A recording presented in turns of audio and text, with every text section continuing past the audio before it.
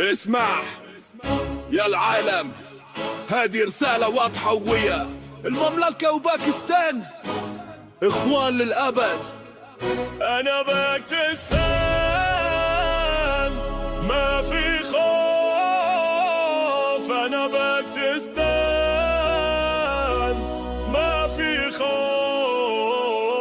سعودي وباكستان إخوان معروف، أنا باكستان ما في خوف.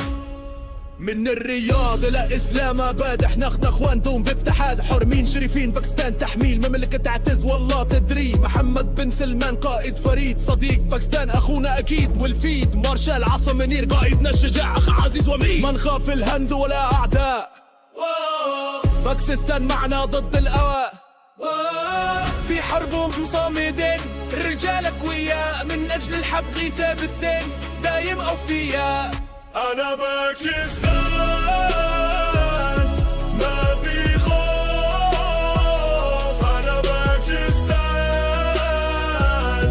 ما في خوف. سعودي وباكستان إخوان معروف، أنا باكستان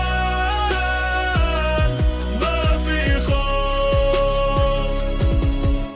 علاقتنا عريقة من عهد الجدود، نبني مساجد وندعم الحدود. استثماراتنا قوية، مدارس ومشافي. سعودية وباكستان اخوان متعافي. ايران واسرائيل للسلام نسعى، باكستان الوسيط بحوكمتها ترعى. كل مواطن سعودي يعتز بباكستان، اما وحدة قوية في كل مكان. ارض العرب بدم على الباكستان، ما نفترق ابدا مهما زمان. نحمي المقدسات ونصون الامان، احنا اخوة في الله على طول الزمان. أنا باكستان ما في خوف، أنا باكستان ما في خوف. سعودية وباكستان إخوان معروف، أنا باكستان ما في خوف.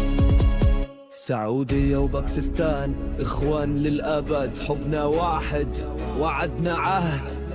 أمة واحدة قلب واحد روح واحدة، الله معنا دوما في السعادة والشتاء.